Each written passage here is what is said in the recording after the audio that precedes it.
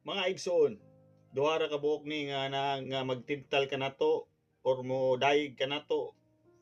Kini siya ug kini ug usa ka Kristohanon mo love, mo like ug mo share ug mo subscribe ka ani nga channel.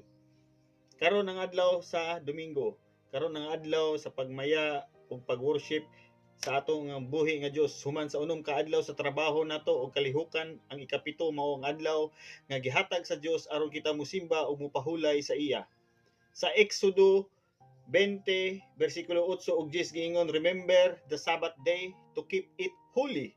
6 days you shall labor and do all your work, but the seventh day is a Sabbath to the Lord to your God. Ang pagsimba mao ang paghatag og panahon nga atong kasing-kasing ug hunahuna i-focus nato sa atong buhi nga Dios.